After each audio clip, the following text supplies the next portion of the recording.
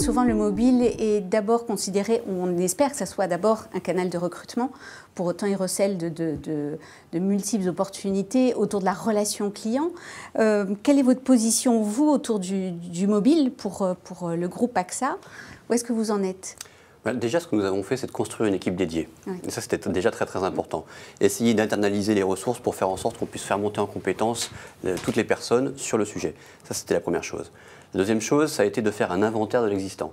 Et inutile de vous dire qu'il y a eu quelques surprises, avec beaucoup d'initiatives locales qui n'avaient de vocation qu'à rester locales. Mais plusieurs centaines d'applications qui existaient là-dessus. Ça couvre combien de pays? Alors, AXA, c'est une multinationale, oui, évidemment, et donc on a recensé des applications dans une trentaine de pays différents, parfois avec des versions extrêmement spécifiques. Là, je pense notamment à l'application Kukurin au Japon, avec un très joli petit hérisson, mais qui ne peut pas exister en dehors du Japon. Bon, donc on a recensé, on a fait un petit peu de nettoyage, et puis après on a dit, voilà, il nous faut une stratégie qui cible les besoins des utilisateurs, des sociétaires, des clients, AXA. Il nous faut des applications qui soient un peu plus lifestyle, hein, donc qui ouvrent leur spectre, qui ouvrent un petit peu leur karma sur les sujets que l'on traite, et puis des applications de branding traditionnelles. Voilà, donc ça nous fait 3 cercles concentriques, et donc on a commencé à déterminer ce qu'il était nécessaire de faire sur la partie lifestyle, et maintenant nous travaillons expressément sur la partie expérientielle par rapport au contrat d'assurance que vous avez. Et ça, c'est vrai que, je notais donc ce qui avait été dit en face, l'essentiel de la relation passe par une expérience qui doit être la plus fluide et la plus agréable possible.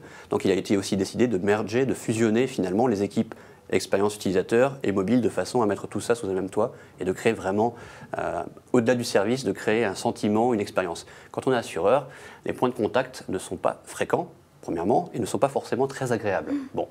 Donc toute notre responsabilité, c'est d'augmenter le nombre de points de contact, le mobile est parfait pour cela, et puis de les rendre beaucoup plus agréables. C'est là où justement on crée des expériences intéressantes. Alors, est-ce que vous pouvez nous présenter justement quelques-unes des expériences qui ont été mises en place, à la fois sur la France, mais aussi de façon transverse à l'international, et peut-être même orientée en disant, quand on avait préparé, on avait parlé d'une expérience autour du Japon, qui finalement va être après, qui va rayonner sur d'autres pays. Oui, alors si on parle d'une expérience qui est vraiment transnationale, nous avons lancé une application qui s'appelle AXA Drive, qui est une application qui permet de faire le monitoring de votre type de conduite. De façon comme ça, vous n'avez pas besoin d'être client AXA. Ça vous permet de savoir comment vous vous positionnez par rapport à vous évidemment, mais par rapport à vos trajets précédents. Et l'objectif, c'est de vous améliorer régulièrement. Donc je peux vous dire ici qu'on va lancer une nouvelle version très prochainement dans tous nos pays.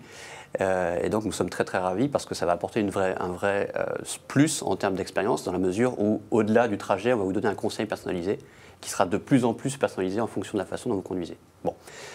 Ça, c'est pour, je dirais, c'est ce que j'appelle donc une application lifestyle, qui est liée au cœur d'AXA, mais qui n'est pas du cœur. Et effectivement, ensuite, nous avons les applications cœur. Et une sur laquelle nous travaillons actuellement, qui a été lancée en pays pilote au Japon. Le Japon est un pays dans la mobilité qui est quand même assez spécifique, qui n'est pas de point commun par rapport à ce qui se passe dans l'Europe occidentale, par exemple. Cependant, les premiers retours utilisateurs ont été extrêmement intéressants pour nous permettre de faire évoluer notre produit.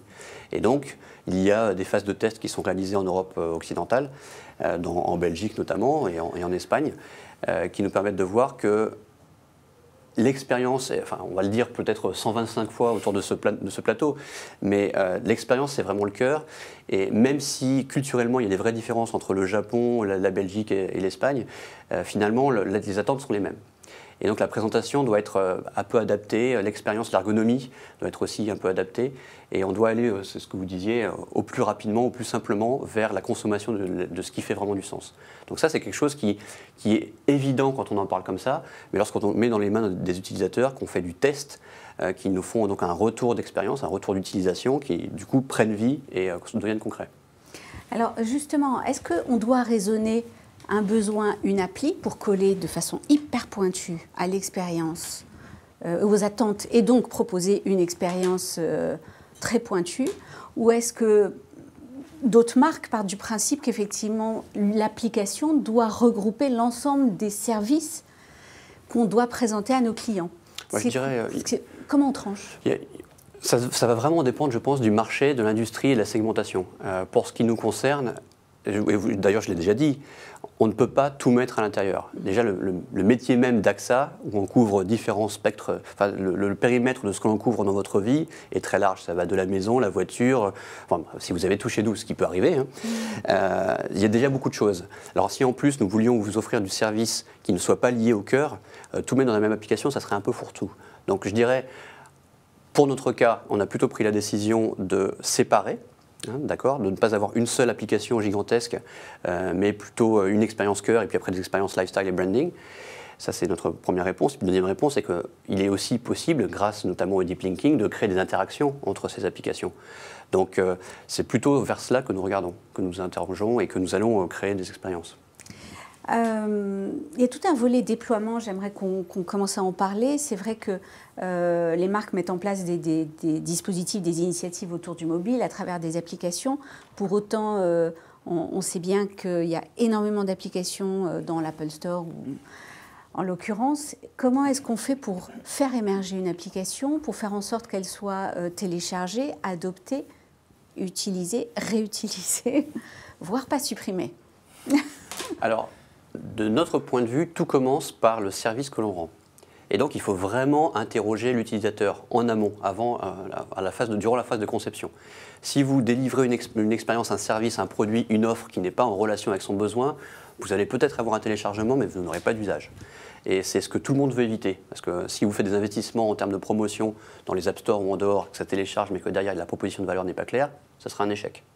Donc, l'expérience utilisateur, UX, avec la partie recherche amont, les interviews, les focus group, les tests, les tests fermés, etc. Ça vous permet de déterminer quels sont les besoins, on appelle ça dans le jargon les pain points aussi, de façon à créer des propositions de valeur qui soient vraiment ciblées sur ces besoins ou sur ces pain points.